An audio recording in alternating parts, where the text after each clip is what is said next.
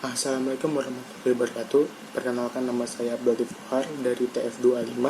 Di sini saya ingin mempresentasikan atau membahas materi tentang keamanan security. Tujuan dan keamanan informasi. Prinsip inti keamanan jaringan ada 3, yaitu confidentiality yang berarti rahasia, integrity yang artinya integritas, dan availability yang artinya ketersediaan. Atau 3 prinsip ini biasa disingkat sebagai CIA. Yang pertama adalah confidentiality atau kerahasiaan. Jika berbicara kerahasiaan, pada dasarnya adalah merahasiakan atau memastikan bahwa sebuah informasi yang disimpan dalam suatu tempat seperti drive tidak dapat diakses oleh siapapun tanpa adanya kekuasaan atau mempunyai hak akses terhadap data tersebut. Sehingga kerahasiaannya pada dasarnya mencegah penggunaan dan pengungkapan informasi pada data apapun. Yang berikutnya adalah integrity atau integritas. Pada dasarnya integritas adalah keakuratan dan kelengkapan informasi, seperti ketika Anda menerima sebuah informasi dari seseorang, dan itu harus memiliki makna atau isi yang sama dengan apa yang dikirimkan. Hal itu untuk memastikan bahwa pengguna yang memiliki hak atau kekuasaan tidak bisa membaca informasi, tetapi mereka juga tidak dapat mengubah atau mengedit informasi tersebut. Yang terakhir ada availability atau ketersediaan. Ketersediaan artinya informasi Anda, data Anda harus tersedia, harus dapat diandalkan, dan harus dapat diakses secara tepat waktu oleh para user. Pembahasan selanjutnya adalah why security atau kenapa keamanan. Mengapa kita membutuhkan keamanan? Itu adalah pertanyaan paling basic yang sering kita pertanyakan.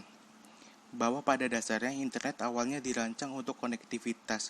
Jika kita melihat lebih ke belakang sejarah internet, ketika semuanya dimulai sebagai ARPANET yang tidak memiliki atau adanya keamanan, ada kepercayaan berasumsi bahwa karena semua orang yang terhubung ke jaringan dianggap aman oleh diri sendiri pada dasarnya. Itu tidak mementingkan keamanan, hal itu hanya memikirkan konektivitas atau hanya ingin informasi dan tabel atau paket dikirim dari satu sumber ke tujuan lain. Saat ini cara kita menggunakan internet telah sangat berubah signifikan. Sekarang kita hanya menggunakan internet hanya untuk transaksi atau berbelanja sehari-hari. Jadi dengan hal itu hanya diharapkan bahwa kita memerlukan beberapa bentuk keamanan seperti TCP atau IP. TCP atau IP adalah protokol dasar yang pada dasarnya menjalankan internet yang sekarang kita bangun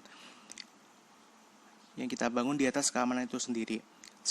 Pada beberapa aspek mendasar, informasi yang kita butuhkan adalah untuk melindungi informasi yang harus kita jaga kerahasiaannya dari orang lain, seperti data rahasia perusahaan yang harus dirahasiakan, atau misalnya Anda memiliki informasi tentang karyawan dan perusahaan bisnis.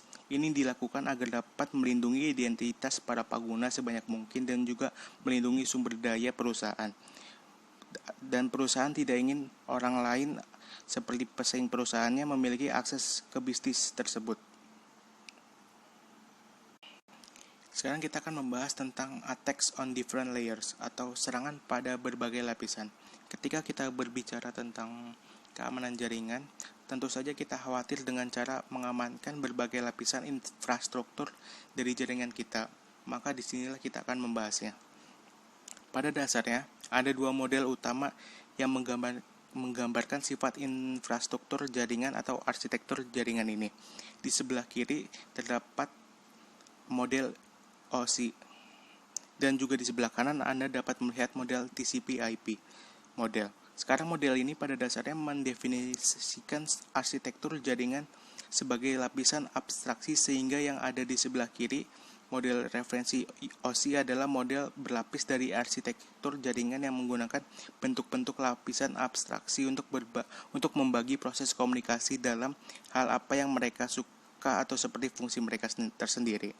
Sehingga lapisan yang berbeda memiliki fungsi yang berbeda juga, protokol yang beroperasi pada masing-masing lapisan ini.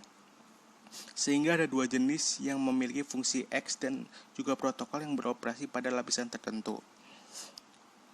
Kita juga harus memastikan bahwa kita tahu di mana protokol kita berada. sehingga kita tahu bagaimana cara melindungi mereka. Sekarang model IOSC ada memiliki 7 lapisan, seperti application, presentation, session, transport, network, data link, dan physical. Di sini kita akan melihat beberapa contoh protokol yang pada dasarnya berjalan pada masing-masing. Seperti yang dapat dilihat pada layer 2 yang memiliki PPTP dan token ring yang berjalan pada data link, dan pada layer 3 yang terdapat IPv4 dan IPv6, ICMP, dan IPsec yang berjalan pada network. Dan pada layer 4 ada TCP dan UDP. Sekarang TCP dan UDP adalah dua tren paling umum dari protokol lapisan transport yang merupakan singkatan dari protokol berorientasi berbasis koneksi dan protokol berorientasi koneksi yang berjalan pada transport. Pada layer 5 ada SMB, NFS, dan SOC yang berjalan pada session. Dan pada layer 7 yang sebagai kita familiar ada seperti DNS, DHCP, HTTP, FTP, IMAP, Telnet, LDAP, NTP, Radius, dan SSH. Jadi bisa dilihat pada gambarnya, pada setiap layer kemungkinan adanya terdapat sebuah serangan. Ya, serangan umum yang paling mudah, atau mungkin akan mencoba mengirim spam ke beberapa lapisan ini. Seperti contoh pada layer 2 terdapat ARP spoofing dan MAC flooding. Layer 3 yang terdapat ping atau ICMP flood. Layer 4 seperti TCP attacks, routing attacks, SYN flooding dan sniffing. Dan layer 7 terdapat DNS poisoning, phishing, SQL injection, spam atau scam. Selanjutnya adalah TCP attacks. TCP attacks adalah serangan yang dasarnya paling umum. TCP itu sendiri adalah singkatan dari Transmission Control Protocol atau protokol kontrol transmisi yang menyediakan pengiriman paket yang dapat diandalkan dan dipesan antara host. Sehingga TCP seperti yang sebutkan tadi memiliki connection oriented protocol yang artinya harus membuat koneksi terlebih dahulu sebelum benar-benar dapat mengirim dan menerima paket bolak-balik dari sumber ke tujuan yang lain. TCP mempunyai 3 prinsip serangan. Yang pertama adalah mengeksploitasi TCP tree dengan cara bersentuhan atau berjabat tangan. Yang kedua adalah penyerang mengirim serangkaian paket SYN tanpa membalas dengan paket ACK, seperti yang dijelaskan pada gambarnya. Dan ukuran antrian terbatas untuk koneksi yang tidak lengkap. Selanjutnya ada jenis serangan paling umum kedua, yaitu DNS cache poisoning. Pada dasarnya, cara kerja di DNS adalah hierarkis, sehingga server DNS menyembunyikan dan meminta root server dan kemudian turun mengikuti hierarki tersebut, sampai mencapai nama server yang otoritatif yang bertanggung jawab atas domain itu dan untuk memberikan jawabannya tersendiri. Cara kerjanya bisa dilihat pada gambar tersebut. Selanjutnya di sini terdapat list jenis serangan yang paling umum. Yang pertama ada reconnaissance atau pengintaian. Pengintaian dalam sebuah kata adalah yang berarti menemukan sebuah sistem.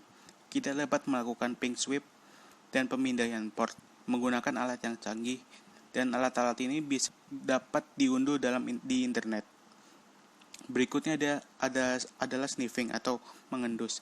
Kinerja sniffing seperti penyerang sudah memiliki akses ke jaringan dan dia mendapatkan akses dengan mudah dan menangkap paket ketika mereka melewati jaringan tersebut. Itu adalah cara kerja sniffing. Selanjutnya adalah spoofing. Pada dasarnya itu hanyalah menyiapkan perangkat palsu dan menipu orang lain untuk mengirim pesan ke sana. Selanjutnya ada hijacking atau pembajakan. Adalah suatu kegiatan yang berusaha untuk memasuki ke dalam sistem melalui sistem operasional lainnya yang dijalankan oleh seseorang. Sistem ini dapat berupa server, jaringan atau networking, LAN, WAN, situs web, software, atau bahkan kombinasi dari beberapa sistem tersebut. Dan yang terakhir adalah denial of service atau DOS dan distribute denial of service atau DDoS. Selanjutnya ada trust network atau jaringan terpercaya. Pada dasarnya jaringan terpercaya memiliki dua inti, yaitu yang pertama teknologi berorientasi defensif standar yang berisi firewall dan deteksi gangguan. Dan yang kedua adalah membangun kepercayaan di atas infrastruktur TCP atau IP, yang itu memiliki autentikasi yang kuat dan memiliki public key infrastruktur. Akses kontrol. Umumnya, kontrol akses atau akses kontrol adalah kemampuan untuk mengizinkan atau menolak penggunaan suatu objek oleh subjek. Jika berbicara tentang kontrol akses, maka ada 3 layanan penting, biasa dikenal juga sebagai AAA. Sangat penting karena jika Anda ingin memiliki suatu sistem autentikasi yang Anda biasanya akan mengatur server AAA. Yang pertama adalah autentikasi. Autentikasi adalah terminologi yang mengidentifikasikan sehingga sebelum user bisa masuk, user harus memperkenalkan terlebih dahulu, dan server akan menjalankan melalui basis datanya, seperti checklist atau absen pada suatu kelas. Berikutnya adalah otorisasi. Kali ini akan menentukan apa yang dapat saya akses atau apa hak atau izin pada saya pada suatu sistem dan apa yang dapat saya lakukan atau apa yang tidak bisa saya lakukan. Seperti apakah saya diizinkan untuk mengedit, menghapus file, dan memodifikasi teks. Yang terakhir adalah akuntabilitas. Adalah apa yang mengidentifikasi yang telah saya lakukan, seperti jejak audit yang dapat Anda lihat sebagai catatan atau sebagai log aktivitas yang terkait dengan saya atau para penggunanya. Jadi jika sesuatu terjadi pada sistem dan mereka memiliki catatan, mereka tahu bahwa tindakannya dilakukan oleh para penggunanya tersendiri. Kriptografi. Kriptografi pada umumnya adalah bagian utama dari sebuah keamanan. Kriptografi sebenarnya telah berevolusi dalam ilmu yang kompleks di bidang keamanan informasi. Ketika berbicara tentang kriptografi, pada dasarnya berbicara tentang terminologi lain yang sangat penting, yaitu enkripsi. Enkripsi ini adalah proses mengubah plain text menjadi ciphertext menggunakan kunci kriptografi. Kriptografi memiliki 3 terminologi yang sudah termasuk dalam definisi, yaitu plain text, ciphertext, dan kriptografi tersendiri. Plain text adalah data asli Anda. Ciphertext adalah juga dikenal sebagai informasi terenkripsi atau disandikan karena berisi bentuk dari plain text yang asli, yang tidak dapat dibaca oleh manusia atau komputer tanpa sandi yang tepat untuk mendeskripsikan tersebut. Gambar berikut adalah contoh cara kerja dari kriptografi.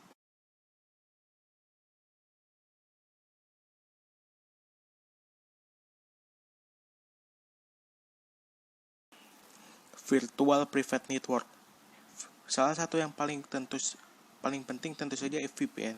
VPN atau jaringan pribadi virtual adalah yang dibuat secara terminologi secara terowongan yang aman namun melewati jaringan publik normal. User bisa membuat terowongan dengan mengenkripsi atau merangkum data saat sedang dikirim melalui VPN atau melintasi VPN. Ada berbagai standar VPN yang dikembangkan dalam rentang waktu tertentu. Yang pertama ada PPTP yang dikembangkan oleh Microsoft, biasa digunakan untuk mengamankan koneksi dial-up. Dan yang kedua ada sekitar waktu yang sama ada perusahaan lain yang mengembangkan protokol serupa kali ini. Mereka menyebutnya L2F, protokol perusahaan layer 2 yang dikembangkan oleh Cisco. Jadi dua protokol ini, PPTP dan L2F, sebenarnya pernah dikembangkan pada saat yang sama. Jadi nanti ketika IETF menciptakan standar, pada dasarnya hanya menggabungkan keduanya sehingga menjadi L2TP, protokol tunneling layer 2. Sekarang bentuk lain dari VPN adalah IPsec. Sekarang ini adalah yang sangat umum yang mereka gunakan sekarang. IPsec adalah atau keamanan protokol internet, itu adalah standar terbuka IDF untuk implementasi VPN yang beroperasi bukan pada lapisan data link, tetapi kali ini beroperasi pada lapisan jaringan. Internet Security Protocol. atau protokol keamanan internet. Pada dasarnya, internet protokol sendiri terbagi menjadi 3. Yang pertama yaitu layer 4 security yang berisi TLS, SSL, dan SSH. Dan yang kedua ada SSL atau TLS, yaitu Secure Socket Layer dan Transport Layer Security, yang dimana harus memiliki sebuah enkripsi dan autentikasi yang berbasis sesi untuk komunikasi yang aman atau mencegah penyadapan. TLS adalah standar IETF yang menggantikan SSL dan menggunakan sistem kunci antisimetris RSA.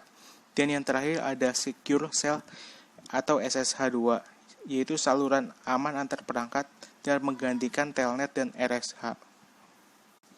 Security Management atau manajemen keamanan.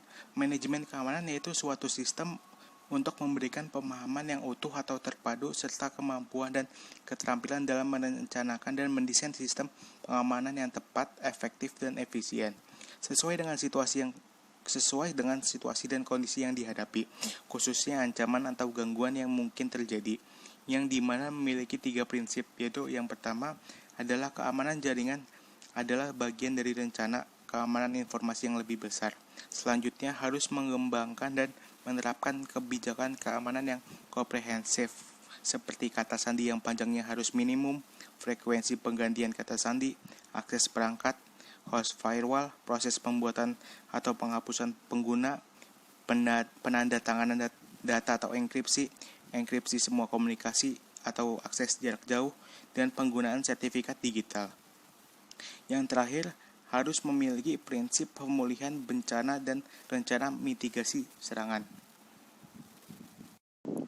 Yang terakhir ada WHOIS Database.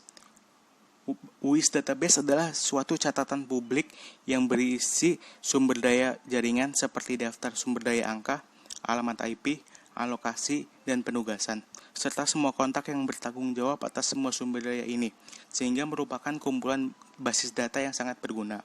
Bagaimana ini berguna dari perspektif keamanan jaringan? Ketika Anda mendapatkan serangan, Anda tentu saja memiliki kecenderungan untuk menemukan sumber serangan tersebut. Jika Anda memiliki alamat IP sumbernya, maka menjadi lebih mudah dikelola, dan Anda dapat menggunakan daftar database tersebut untuk menemukan informasi tersebut.